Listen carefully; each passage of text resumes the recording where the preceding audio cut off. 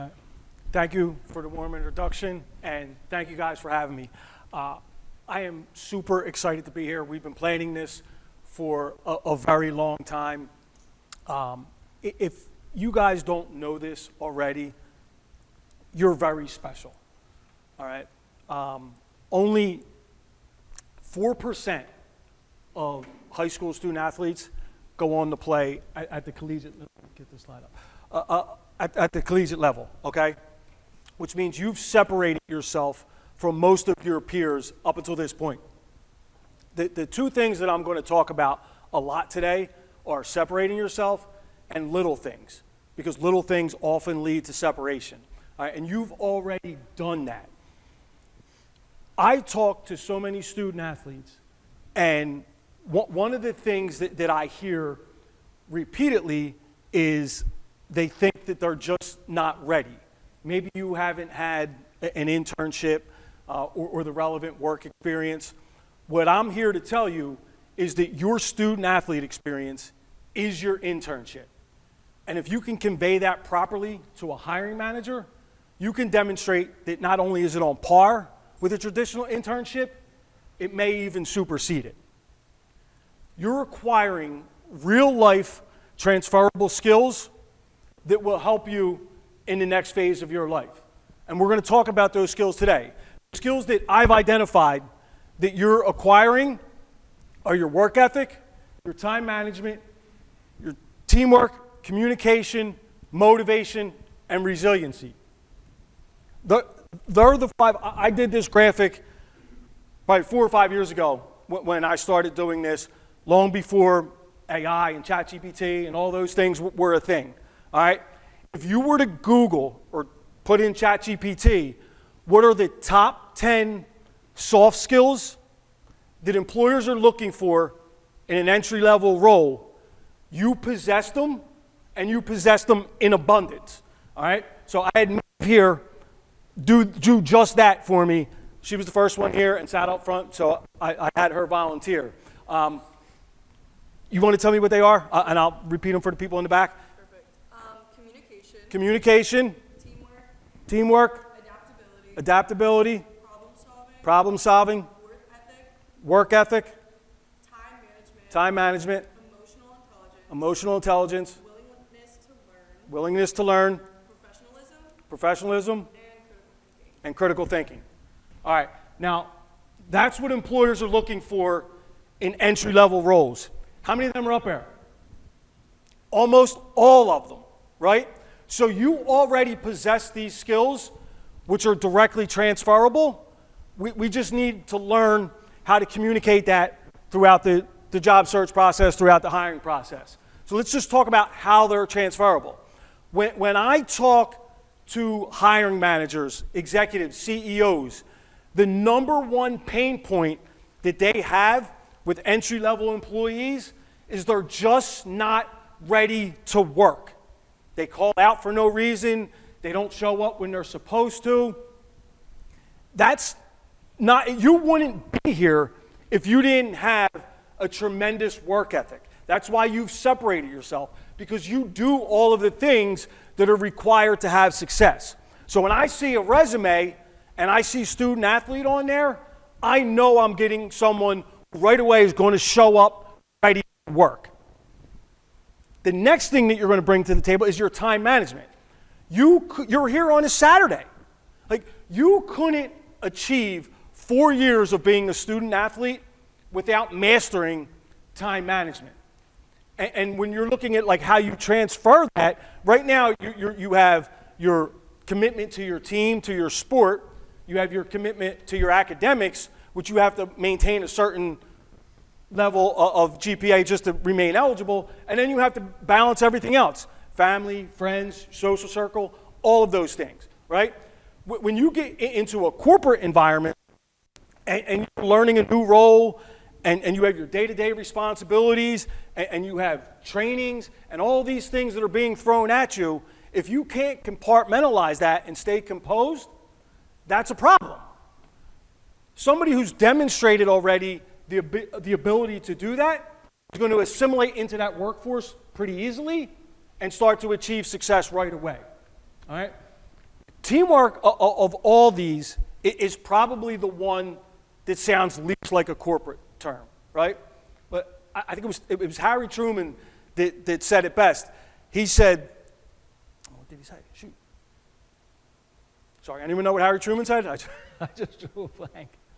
Oh, he said, it's amazing what we can accomplish, but nobody cares who gets credit.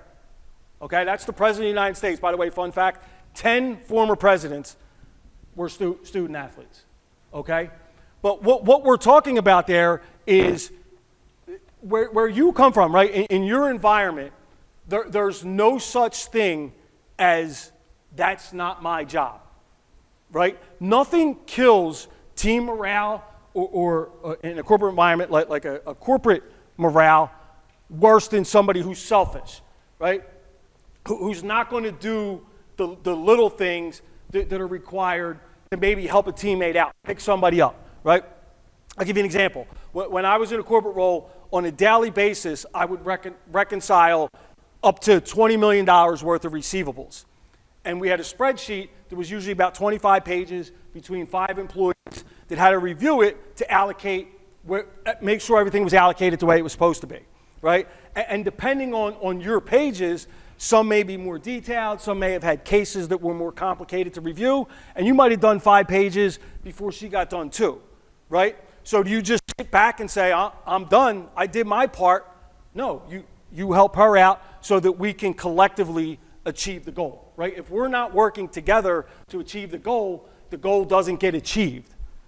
That's a huge value add to bring that mentality into a company that's looking to achieve individual goals, team goals, corporate goals. All right, so when you can bring that into an organization, you're immediately making an impact. Your communication skills, I like to say preparation breeds confidence. And we're going to talk about preparation is another thing that we're going to talk about a lot. When you go into situations prepared for them, you perform better, okay? And communicating is no different. When you can do your homework, do your research, it's the same thing as practicing or doing the off-season stuff to be ready for game day. That's going to allow you to communicate subject matter better. It's going to allow you to say it more confidently, which is going to make you more trustworthy to upper management. Additionally, many people struggle with difficult conversations. In the corporate world, that would be a conversation with somebody on the leadership team, a supervisor, somebody like that. You should already be having those conversations. You should be sitting in the front of class. You should be introducing yourself to your professors. You should have conversations with your professors. Let's say you go on a road trip and you're gonna miss a class. Maybe you have to turn in an assignment late because of it. That's a conversation that you need to have. It's a difficult conversation. You may have to have a conversation that may be difficult with the coach over playing time or over your role on the team. Again, not easy conversations to have. But if you're willing to have those conversations, it's going to be something that you can do to separate from your peers who aren't willing to have those conversations. And the last two, motivation and resiliency, kind of tie everything together. But it's really one of the reasons why I started this. Is the resiliency factor. But before you can be resilient, you have to be motivated, right? I would imagine most of you, as far as back probably as like middle school, probably started setting athletic type goals, right? I want to play in high school. Freshman year, I want to make varsity. Sophomore year, I want to start. Junior year, I want to get a scholarship. I want to play at the collegiate level. You get to college, that starts all over again. I want to start as a freshman. I want to be a captain. I want to lead the team in ERA, shooting percentage, whatever it is. We want to win a championship. You're setting goals for yourself. That doesn't need to end when your playing career ends. It's just a new set of goals, new set of motivations, right? I want to be the first one that came in with my hiring class, get a raise. In 3 years, I want to be a supervisor. In 5 years, I want to be a director. I want to make X amount of money, right? It's just a new set of goals, a new set of motivations. When I'm looking at a resume, I know when I'm getting an athlete, I'm getting someone who's goal-oriented. which tells me what? To achieve those goals, you have to want to be there long term. Companies want people that are going to want to be there long term. It's very expensive to have to replace new hires, okay? You have to pay to post a job. You may have to pay a recruiter to help you find that person. You have to pay to retrain them. You have to pay to onboard them. It's extremely expensive. So if I know I'm bringing in somebody who's going to be here long term, who's going to overcome the adversity and not quit when things don't go their way, that's a value add to my organization because I know that you're going to be there long term. All right? The reason I started this company, I was doing staffing for a company. We were bringing 18 to 25 sales reps in on a monthly basis. Within 6 months, probably 40% of them weren't there. By a year, upwards of 80% of them weren't there. All right? I had a friend who's a Division II college basketball coach in Philadelphia. When his players would graduate, he would often ask me if I could get them a job, okay? And I was able to do that because this was before I was in staffing. I was able to do that because I was with the company for so long, so they trusted my judgment. The student athletes that I brought in far exceeded the retention rate of what else we were bringing in. Like when I say far exceeded, I mean none of them left within the first year. Most of them stayed for a long time, and the ones that did leave left to pursue other opportunities and career advancement. None of them left in a short period. And that's what I'm talking about, what is the value add to a corporation that they know that they're getting when they bring in a student athlete is somebody who's going to want to be there long term. All right? These are the things that you need to learn how to sell yourself, right? You may think that because you don't have the internship or because you don't have the relative job experience that you're behind the 8 ball. When you can learn how to effectively communicate these skills, you can better position yourself to land these opportunities. Because you have the skills, you just need to learn how to tell your story. So now that we know what we're good at, let's learn how to frame that and how to tell that story. All right? So the first thing we want to talk about is when we start to look at career opportunities, we're going to do these in reverse. We're going to talk about career fairs first. All right? We're going to do a mock career fair a little bit later on. But it's obviously much smaller than what a real career fair would look like. Who has ever been to your school's career fair? All right, we got to get that number up. That's first of all, we got to get that number up. But secondly, you'll know, especially you raised your hand. Did you raise your hand? You did. Westchester, I've been to Westchester's. I've hired people from Westchester's. It's huge. 200 employees there at least. All right, so today there's only going to be like 15 mock companies. You can easily just go into this room and walk around and talk to 15 different people. It's a lot harder to do that when there's 200 employers there. So what I talked about earlier, preparation, right? You have to have a game plan going into a career fair. That's where the research comes in. You have to identify, let's say 5 to 10 companies that you want to speak to, that you would see yourself wanting to work at. Whether it's because you know they pay well, whether it's because you have somebody that works there and they got a good company culture, they align with your morals and your values, or you know somebody that works there. Whatever the reason is, find 5 or 10 companies that you identify that you would want to work for. Research them, learn a little bit about what it is that they do, and then go find them at the career fair. All right, so now you're going into it with a plan. The benefit of the career fair is each interaction, so you're going to go up to the table. It's going to be like a table like this, right? And there's going to be 1 or 2 representatives from the company behind it, and everyone from your school going up, handing them resumes, and they're going to ask you a little bit tell me about yourself, your goals, all those different kinds of things. They're icebreaker questions. They're going to be icebreaker questions in an interview, right? So if you're an underclassman here, freshman, sophomore, and you're going, most schools have these, by the way, twice a year, one in the fall, one in the spring. If you're doing that, twice a year for the next 4 years, that's like 40 to 80 little mini interviews. So now, when you go to an interview, you're much more comfortable asking these icebreaker questions, and you're much more prepared. The better prepared you are, the more confident you are. The more confident you are, the better you'll perform, the more likable you'll be, the better that interview's going to go. All right? It's reps, it's practice. That's one benefit. Another benefit is, like I said, I was at Westchester's. I went there twice a year for multiple years. You're going to tables where you've identified employers that you want to work. This is somebody that you want to work for. That person that's there representing that company can give you that opportunity. So you start to build a relationship with people because you're going to see them year over year over year. All right? Once you get that resume, well, you'll give them a resume, they'll give you a business card. I told my son this yesterday. I ordered 200 brand new business cards so I could pass them out here today, right?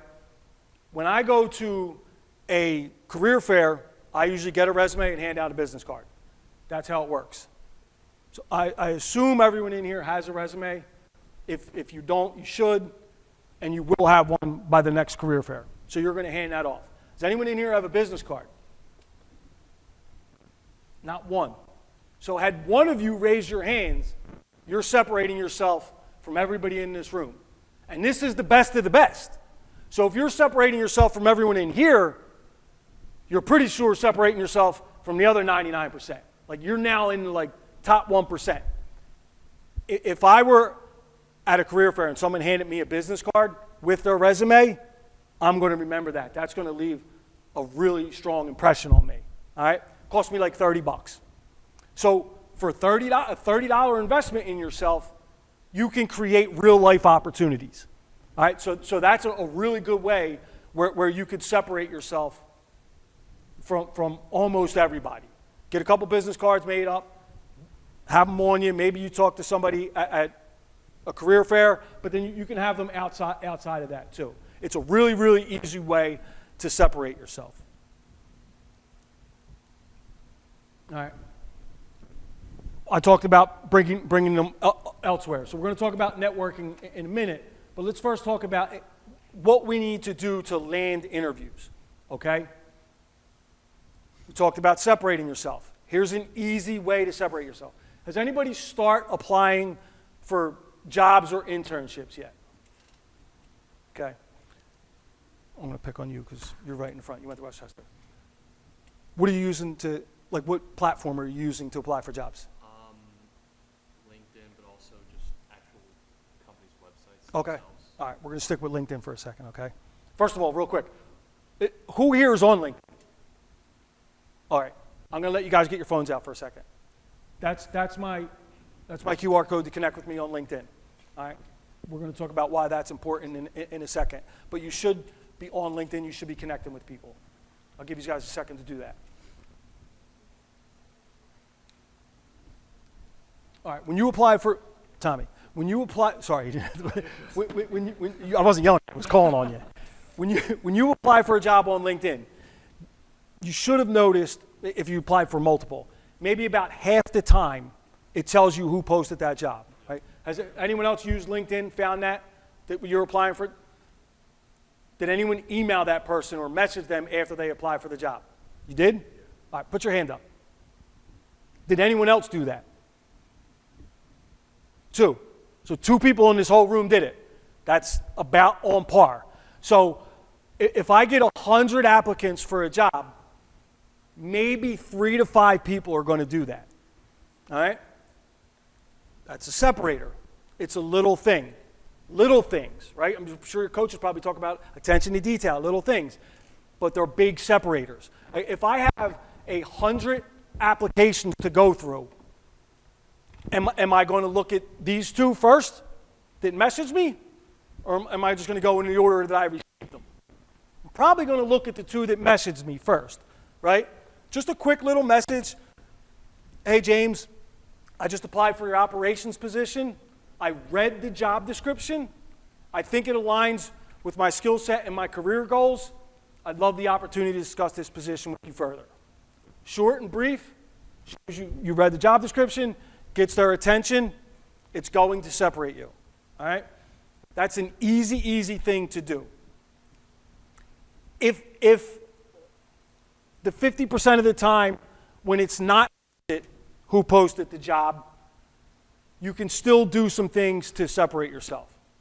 You're nodding your head. What did you do? Let's see. I'll look them up. Look who up. So I'll figure out, normally if they don't have a person, they have a department. Yep. So I find the head of that department Bingo. on their website. Okay. In case the back didn't hear that. It's exactly what you do. And I'm not even going to ask because no hands are going to go up. I'm sure nobody did that, right? So when you apply for a job and it doesn't tell you who posted the job, or even if you use, let's say you applied on Indeed, you could jump over to LinkedIn and do this, right? You could look at a company and see the department head of the position that you applied for, or you could look at HR. Now, you could look at the HR department. Even for bigger companies, a lot of times, the HR department's going to be relatively small. So there's going to be like a chief human resources officer, a director of talent acquisition, maybe like a supervisor of talent acquisition, somebody like that. It could be only like 3 to 5. There's no guarantee that it's going to get on the right person's desk, email, but if it does, it's going to show a huge amount of ambition, right? That you took the time. And if it's not the right person, they're going to forward it to the right person. And again, you're separating yourself. You're going to get your resume looked at. It's not a guarantee that it's going to get you a job. It's not a guarantee even that it's going to get an interview. But it's putting yourself in a better position. It's really separating yourself from everybody else. All right? So that's one way to use LinkedIn. But to most effectively use LinkedIn, you need to be using it as a social media site, right? You need to be active on there. You need to build out your resume. If you're a senior, this is hopefully for my underclassmen, hopefully the seniors were already doing it, and you wait till you graduate to start trying to get on LinkedIn, it may be too late, all right? If you can start earlier as an underclassman, you have the opportunity to grow your network, to grow your following, to grow your connections, which at the time you're going to need it is going to give you a bigger pool of people that you can rely on for assistance. So in addition to sending that person an email, what you can also do, and this is where it helps to have a bigger pool, a bigger network, is you can look and see who works there, whether they're in the hiring process or not. But if you have someone in your network that works at, say, Pico, you applied for a job as an operations manager at Pico, right? And you have father that you know works at Pico. You can send them a message. Hi, Mr. Grugan. I just applied for this job at Pico. Any chance you know who's hiring for this position and could facilitate an introduction? 90 to 95% of jobs are filled through internal referrals or somebody who already works in the company, and the job never even gets posted. So the more you're doing to build out your network, the better chance you're giving yourself of being in that 90 to 95%. All right? So that's how you do it on LinkedIn. You have to be active. You have to start sending connection requests. So the first thing would be to connect with your, if you're not on there and you're not active, if you're looking for ways to get active, connect with your school, any alumni association, connect it with your school, professors, and then start branching out into people in your own personal network. Like I just mentioned, like a friend's father, a teammate's father, those type of things. And start growing your network organically like you would on any other social media site, okay? And then the other part of networking is your in-person networking, all right? And in your in-person networking, same as online too, you can find people with common grounds, common connections that are going to be able to be a talking point in a conversation, that are going to be a foot in the door, that are going to be... When you have conversations, it's easy for you to have conversations. Most of your conversations, I would imagine, with adults, right? Like when you're home on break, over the summer, those kind of things, are around sports, right? How's your sport going? How's football going? How's polo going? Like whatever it is, like that's the easy conversation. And you're probably gravitating to the adults in your life that want to have those conversations. It's the low-hanging fruit. It's easy. It's what you're comfortable with. Get a little uncomfortable. Challenge yourself. An easy way to do that is to have a conversation with somebody who you normally wouldn't speak to, or about something you normally wouldn't speak about. And like for me, when I meet somebody new, one of the first things I always ask them is what do you do for a living, right? Let them talk about themselves for a little bit, find out what they do, and eventually it'll get around to them asking you what you want to do. But now they're a little bit more relaxed. They're talking. Conversation's a little bit easier for you because you don't have to do as much talking. But eventually they're going to ask what your major is, what your goals are, what you want to do. Most people want to help you, but they don't know how if you don't tell them. So you have to let people know what your major is. You have to let them know what you want to do. All right? And when you have these conversations, you just never know who you're going to be talking to. Okay? I'm pointing at Kylie here because she was the first one here. We start talking a little bit, just a quick little introduction. Besides asking them, what do you do for a living? What's the other go-to? Where are you from? I'm 3 hours from home. Her parents grew up in my neighborhood. Went to the same grade school as my wife. Went to the same high school that I went to. Now, I'm not saying that's always going to happen, but it's, the whole thing of 6 degrees of separation, right? You never know who's going to know somebody. Or at a minimum, you start talking, maybe they went to your school or a school in your conference or played your sport. These are all just easy conversation starters, and they're going to want to help somebody who they have a connection with, they see something in common with, because they kind of see them in you a little bit, right? So have those conversations. Let people know what you want to do, where you want to go. All right? Real quick, though, before we get off of networking and social media, I assume all of you know that when you were being recruited, your coaches looked at your social media, right? And you made sure it was clean and pristine and a representation of yourself that you wanted a school to see that aligned with their goals and their morals and all those kind of things, right? I hope that since then, you don't think that that's over and now we can just do whatever we want on social media. Because employers are going to do the same thing. Almost every employer at some point throughout the interview process is going to look at your social media. It needs to be an accurate portrayal of who you are and how you want to be represented. All right? I was listening to a podcast last week of the retired baseball Tim Neiman. He had his wife come up to school and do a presentation like this, career development presentation. She ran the HR department for a hospital in the Lehigh Valley. She saw this candidate on paper and absolutely loved her. Before the interview, was already ready to give her an offer because the resume and the profile looked that great. But before they scheduled the interview, before the interview date, she looked at her social media. And 6 months prior, she tweeted something derogatory about her position. She was a nurse and said something to the effect I literally just get paid to change diapers. That's all I do. Now this is someone who's going to represent your organization, and as a nurse should be doing it with compassion and empathy, right?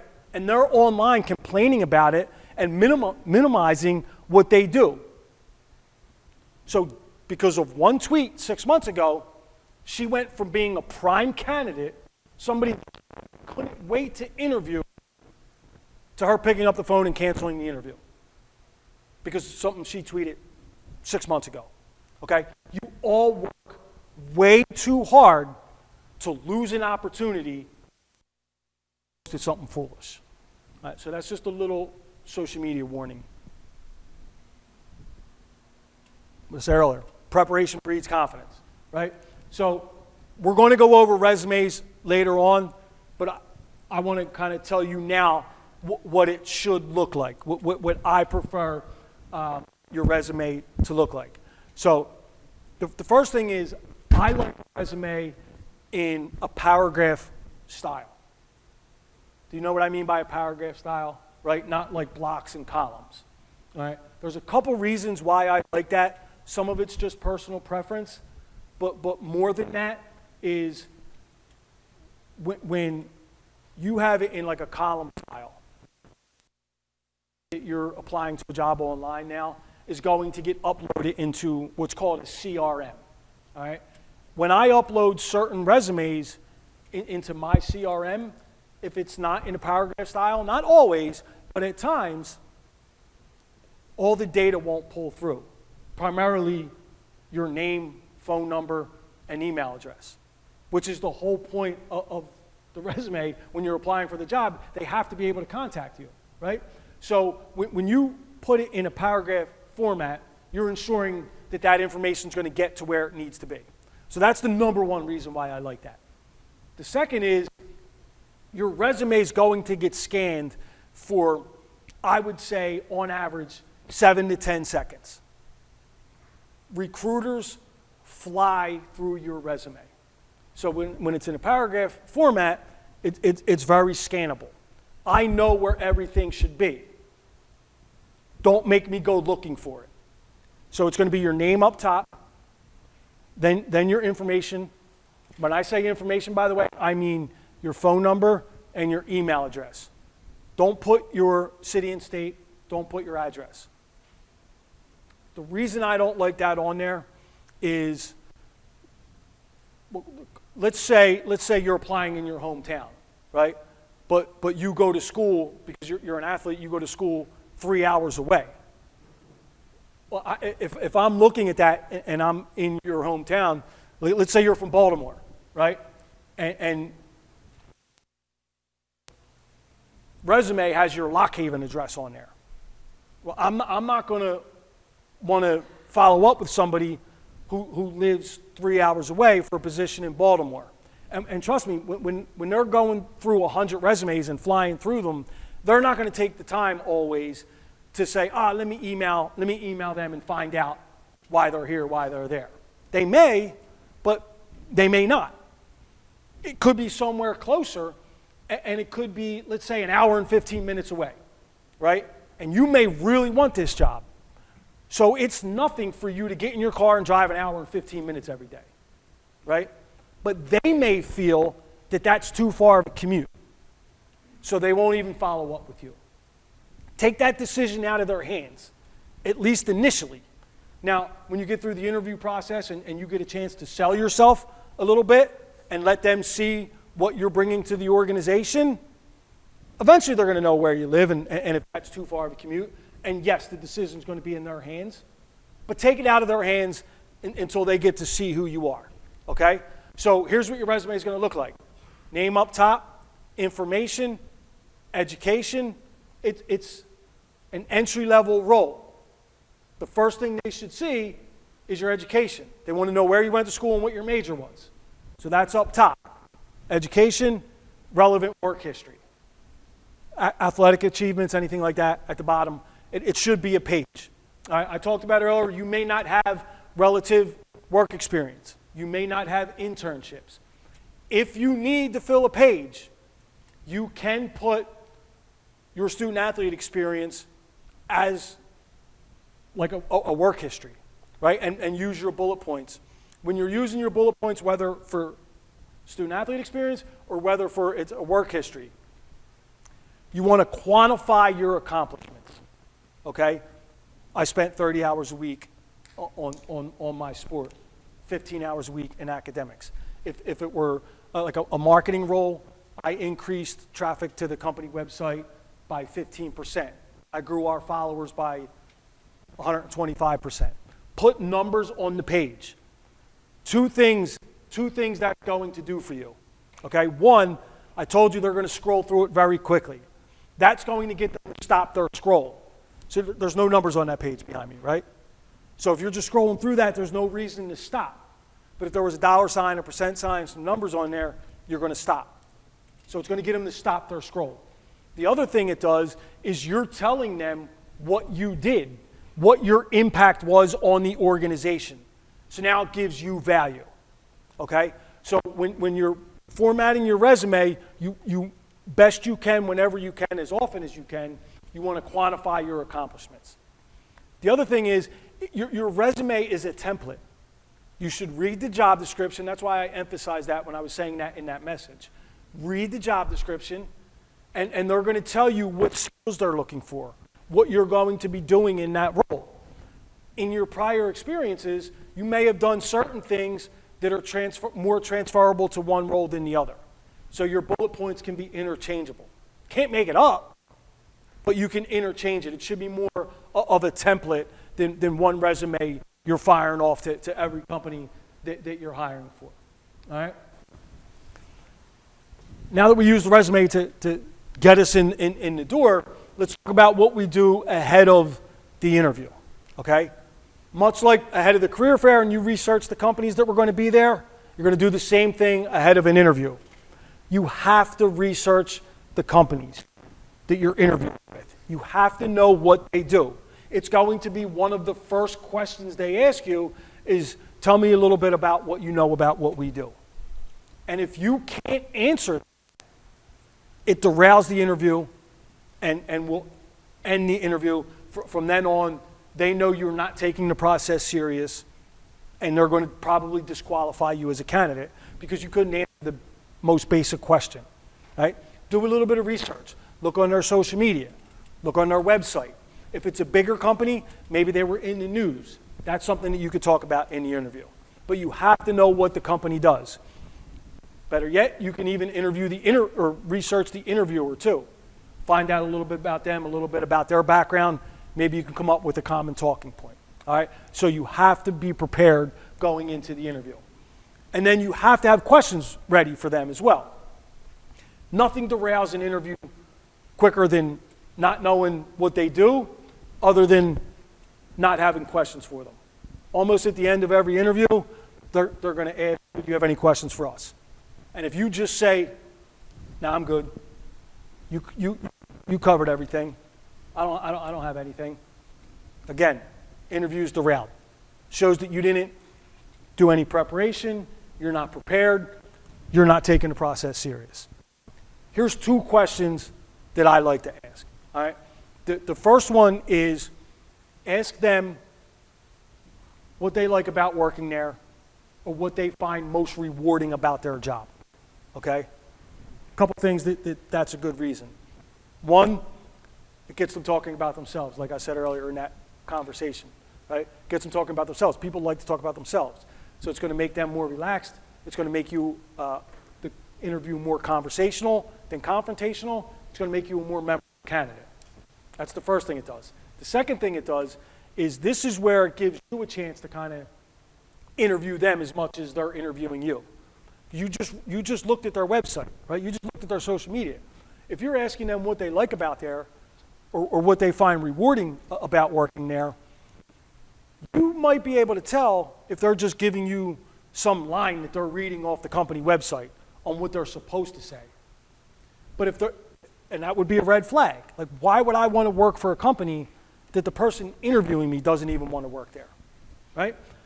But if they're really passionate about it, right, and it comes through how much they enjoy their job, how much they enjoy working there, then maybe that's a company that you would see yourself wanting to work for, all right? So that's why that's a strong question. Another question is, you ask them, what would the goals be for you over, let's call it like the first 3 months in a role, 3 to 6 months in a role, and then out the remainder of the first year, okay? The reason why that's going to be a strong question is, one, it's going to show that you're not afraid to have goals placed upon you, right? You're actually welcoming it. So they're going to want somebody who's not afraid to take that on. The other thing is, now this is really small, but again, oftentimes little things are the separators. It could come down to you and one other candidate, and it's a really close decision. logically, for them to answer that question, not only do they have to put you in the role, but they have to put you in the role out 1 year. So they're visualizing you in the role. Now, if it comes down to you and another candidate, maybe that's the slight little edge that you need.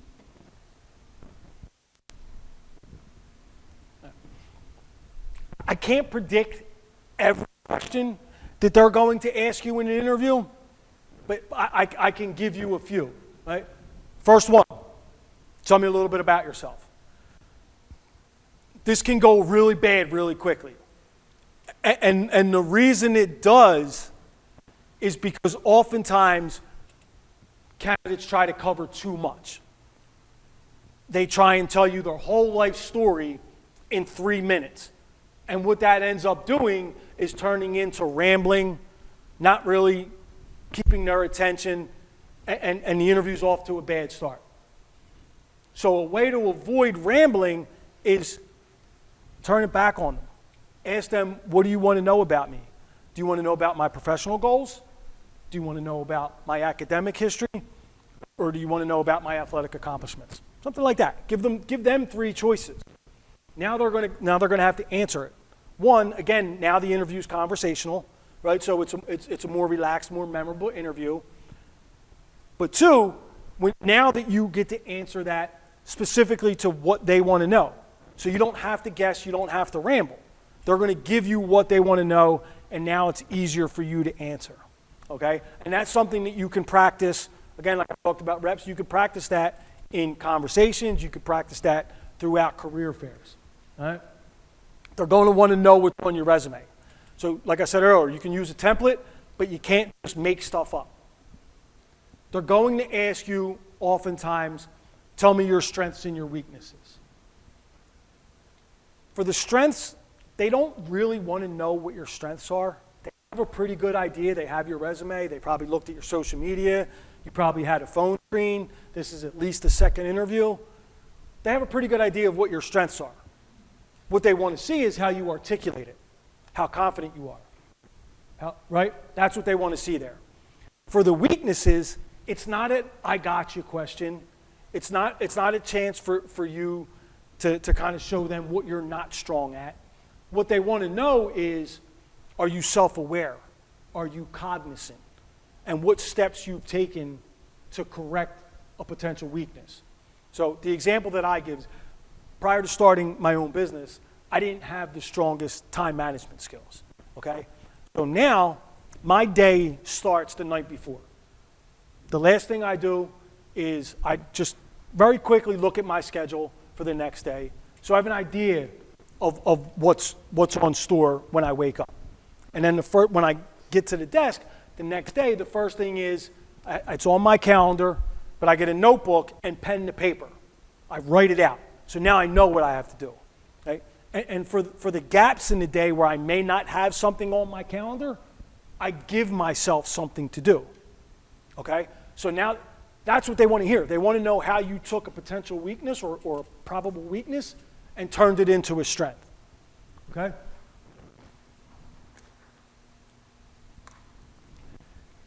In almost any interview, that's a lot to read. Don't read it. I'm going to repeat it anyway. You don't have to read it. In almost any interview, one of the last questions that they're going to ask you is, why should we hire you?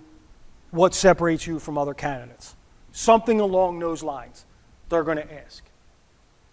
That's the whole basis of this presentation, guys. What separates you? This is the question you can't wait to answer. Okay? So your answer, yes? We had a guy one time for an internship in our office. We asked that question. He said, well, you probably shouldn't. We fulfilled it. He told you probably shouldn't? Yes. Wow. All right. That's what not to say. We fulfilled his promise that day. As you should. So what you want to tell them is, these last 4 years have been the most intense internship that you could possibly have. I've strengthened an already impeccable work ethic. I've mastered my time management. I've become more coachable. I've progress. I've learned what it takes to fail and overcome that. I've learned what it takes to win. But most importantly, these aren't traits or skills that were learned in a classroom or jotted on a resume. These were skills that were applied in real life practical situations that I'm ready to bring to your organization and make an immediate impact. That's one of the last things that they're going to hear from you, and it's a pretty powerful answer on what separates you from the other candidates. Certainly better than that. We talked a lot about communication and separating yourselves. As the process winds down, those things are still important. So you started the process by sending a message, an email, when you applied for the job. You have to do that after the first interview. Send a thank you email. Short, brief, as soon as you get back to your dorm, apartment, home, wherever you're going. Thank you for your time. I really enjoyed learning about ABC position at this company. I hope to hear from you soon. If there's something special that you talked about in the interview, like they were in the news recently or whatever like that, and you want to mention that, throw that in there as well. But keep it short, keep it brief. Some hiring managers will not hire you if you don't send that email. They will eliminate you from contention because they don't feel like you're professional, like you're handling the process seriously. So you have to do that. They may tell you you should hear something from us in 3 to 5 days, 5 to 7 days, 7 to 10 days, whatever the time frame is, they're going to give you one. If you get to the end of that time frame and you haven't heard back, check in. It may be a test. They may want to see how ambitious you are. They want to see if you follow up. Just a short, quick reminder. Hey, you said I'd hear something in 3 to 5 days. I haven't heard anything. Just want to know if you heard back from the hiring team, HR. Keep me posted. Look forward to hearing from you. Again, short and brief, but it lets them know you're there. It lets them know you're interested. It's going to keep you on their radar.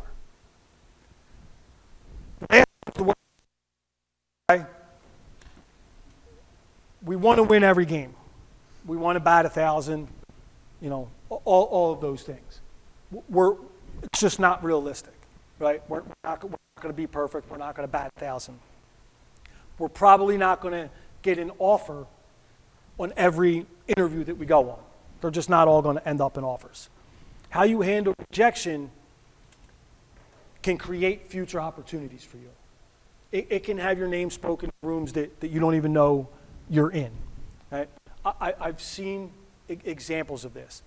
Whether, like I said, they're entry-level roles. There's a lot of high turnover. So maybe it was you and somebody else. In 3 months, they're going to need to hire somebody again. Or maybe it's a company that's in growth mode. 6 months, they might need to hire somebody else.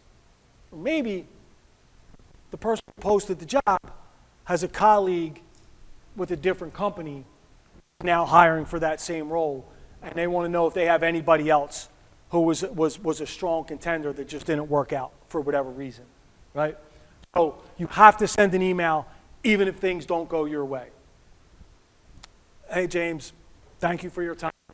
I really enjoyed learning about your company and this opportunity.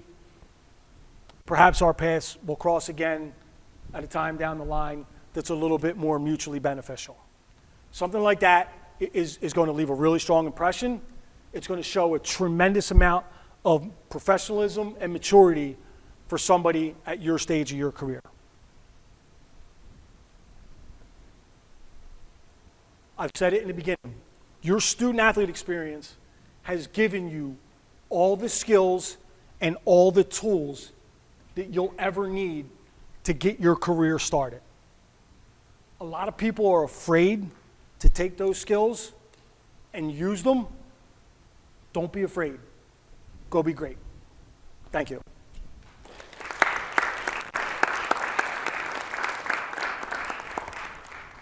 Just real quick before I open it up to questions, I gave you all a chance earlier to connect to me on LinkedIn. This is some of my other socials. I put a lot of the same content on there. if you want to connect with me on there and follow like a lot of the career development advice and those kind of things. While we're doing that, did everybody get a chance to sign in at the beginning with the sign-in code that was up there? Everybody do that? Perfect. Questions? Yes, sir. So obviously today's job market's pretty competitive and pretty hard to break through. How do you face the balance of quality and quantity with your applications, knowing that you might spend a lot of time on one that might not even really get any time like that? You mean like as a hiring manager? Like No, how do us. I want to apply? So yeah, I'm going to repeat the question. Sorry. So the question is, as a job seeker, as a job applicant, in a very competitive job market, how do you navigate that and handle the balance between over applying or under applying, basically, right? Like not just applying to everything, but still giving yourself a chance, because how much time do you spend? So that's a really good question. And looking for a job, especially for you guys that are seniors that are going to be graduating soon, and you're still looking for jobs or internships, it's a job. Looking for a job is a job. So you have to dedicate ample time to doing it. Those things I said to do on LinkedIn take time. Looking up a company, seeing who works there, sending them messages, seeing if anybody in your network works there, sending them messages, reviewing the job boards to see what jobs you want to apply to, reading the job descriptions. It takes time. So I would allocate certain hours per day to do that. Make sure that you're taking so you're not just going on and applying to everything. You're reading the job descriptions. You want to figure out one, is it a good fit? Two, if I want to be in the office every day, is this position in the office every day? If I want remote work, I'm not going to apply for something that's going to require me that. If I want, hybrid, those kind of things, make sure it's a commutable distance. Make sure it's a company that, you do your research on Glassdoor and those type of things that aligns with your core values. And just be diligent in the job search process. But apply to as many as possible. And if you think you're underqualified, I would still apply to those jobs as well. A lot of entry-level jobs are going to say they want, which is nuts. It's going to say entry-level, but then it's going to be asking for 1 to 3 years experience. And you're going to say, I don't have that. Apply anyway, right? And then, like we talked about, learn how to sell your story that you have transferable skills, okay? We didn't talk about this earlier, real quick, on transferable skills. For your actual employment history, you need to learn how to tell those stories of what are transferable skills. We were talking about this earlier.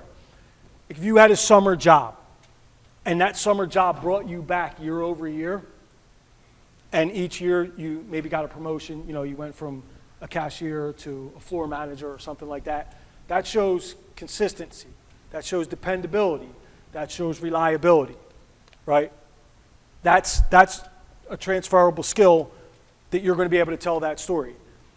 The number one transferable skill that I see from summer jobs, it may seem like menial labor, like server, waitress, barback, landscaper, all of those type of things.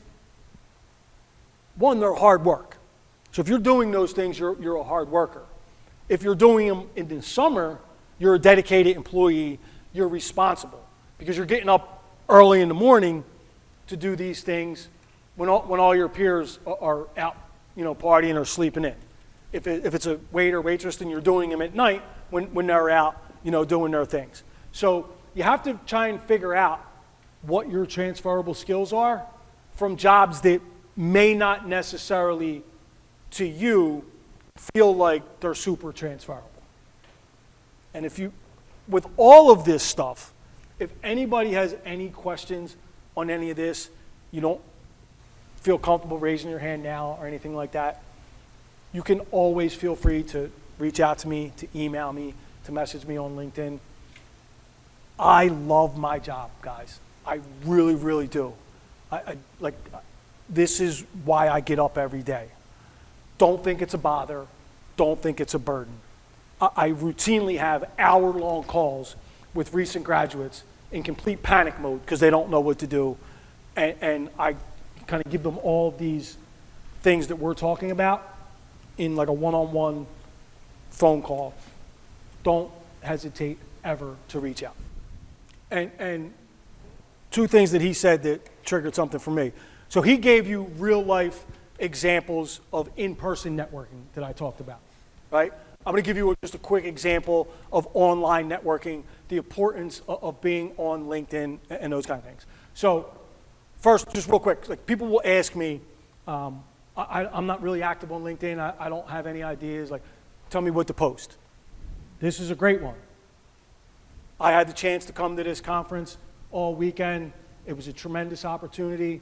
I got to, meet a lot of my peers from other schools and tag anyone you meet, tag the conference, tag the commissioners, the organizers, me, as many people as you could think of. The more people you tag, the more views it's going to get, the more people that are going to see it. Somebody may see, now they're looking at your profile, they're seeing what your major is. That's how you grow your network, all right? I'll give you a real life example of how being active on LinkedIn can create opportunities. I am very active on there, and a kid that I graduated high school with moved to Wisconsin. I haven't seen him in 30 years. He saw that I was now in student athlete career development.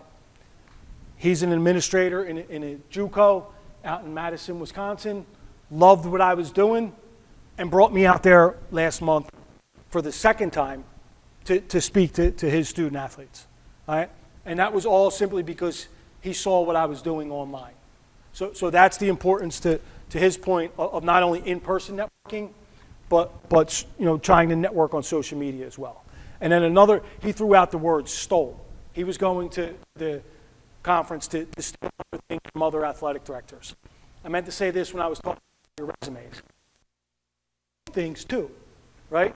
Like you may have a job that, like I said, that may seem like trivial, and you may not know how to make it sound good on a resume. Ask ChatGPT, ask Google, what are good bullet points for this job? Now, don't just steal it, don't just copy and paste it. You better have actually done those things, but it's going to be able to give you some bullet points for a lot of these jobs. They're going to say it in a way better than you or I could say it, right? So don't be afraid to borrow and to steal from other resources as well.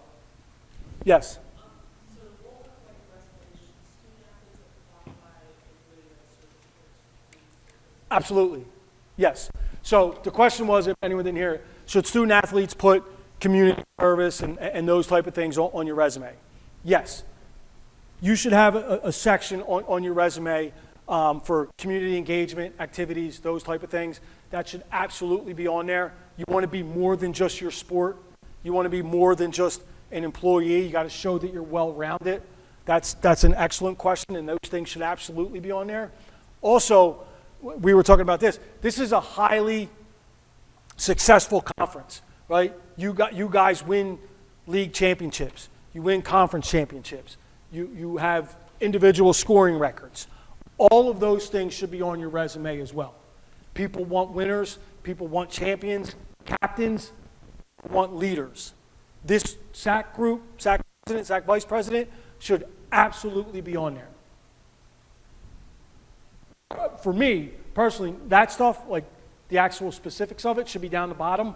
But when I talked about the format of your resume, and we're going to go over this, but I'll just throw it over there now. Your student athlete experience should be right under your school. D2 student athlete, and then your sport. I would put that right under your school, your major, and then that right at the top. Because again, and it's not just me. People want to hire student athletes because of all the things that we talked about. But if they're scrolling, maybe they don't get to the bottom. They don't see it. Put it right up top. Don't make them go looking for that type of stuff, the stuff that you want to stand out.